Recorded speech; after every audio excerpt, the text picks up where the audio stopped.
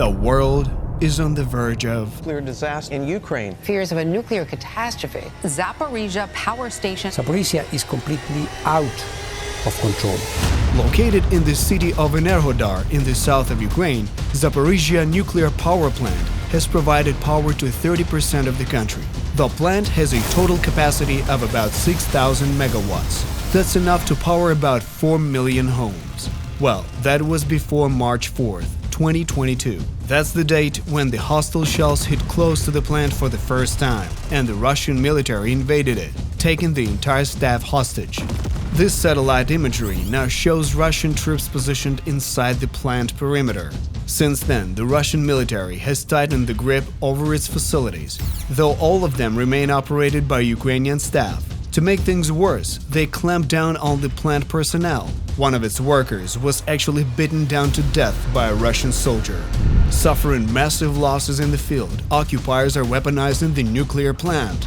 According to Russian official plans, the facility is to be annexed to power the earlier occupied Crimea and soon must be connected to the Crimea power grid. It was their plan to destroy the Ukrainian connecting lines and after that power the plant from occupied Jankoy as the solution. To do so, they would need to connect Zaporizhzhya NPP to the Russian energy grid. Apart from that, the territory of the NPP is transformed into a military base for the Russian troops.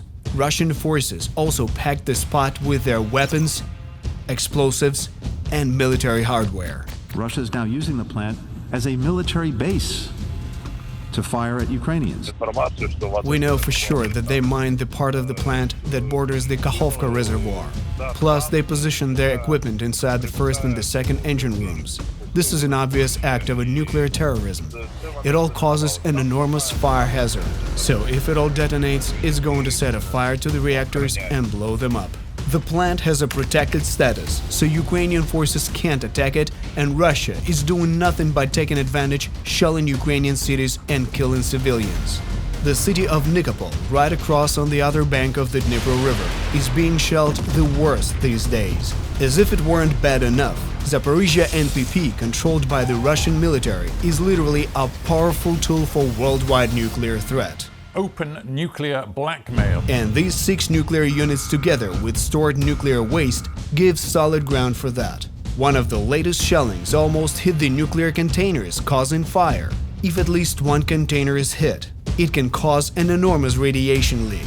The thing is that there are 170 such containers there.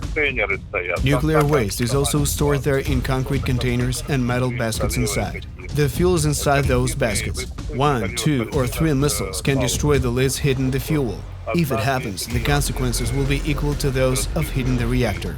Strikes are getting closer and have already damaged some critical parts of the sprawling nuclear complex. According to reports, Russian occupiers have mined the turbines, while their artillery keeps shelling the nuclear plant site, saying it is Ukraine to blame. No such country in the world can feel safe when a terrorist state fires at a nuclear power plant. What is clear is that any accident at the power plant could have catastrophic consequences. Russian Federation even asked for the official meeting of the UN Security Council, saying they had invaded independent Ukraine, occupied the Ukrainian nuclear power plant, and won't leave it since they're protecting it from terrorist attacks. The diplomatic rebuff was clear and straightforward. We once again call on Russia to cease all military operations at or near Ukraine's nuclear facilities. 42 countries have demanded that Russia demilitarize the Zaporizhzhya nuclear power plant, according to a joint statement. Some infrastructure of the nuclear plant has already been damaged. If the water stream suffers disruption, the reactors could lose cooling, and the fuel will start melting and can explode, sending out a radiation cloud. The actions of Russian occupiers can be predicted, but the way of the radioactive cloud is absolutely not. It can go anywhere, hitting any part of Europe and even far beyond it. Zaporizhzhya NPP is located in the middle of the continent, so it'd be a play of luck for all of us, and the scale of the potential threat would overtake the tragedies of Fukushima or Chernobyl 10 times over. Russian propaganda is also claiming that Ukraine stored nuclear fuel like plutonium and enriched uranium at this plant to produce nuclear weapons. Ukraine could not produce plutonium or enriched uranium for nuclear weapons. We do not have such technologies. Moreover, they are forbidden for us. Furthermore, the Hiroshima's bomb had only 1 kilo of nuclear material. Tons of that are really huge amount. It's just impossible. Nuclear terrorism is a typical strategy to plunge the world in fear. Just recall Chernobyl occupied by Russians in March, or Russian missiles almost scratching the South Ukraine nuclear power plant in June. We should not forget that there are nuclear power plants in the European Union as well, and accidents are also possible there. All of this wouldn't be happening if Russia just weren't there in the first place.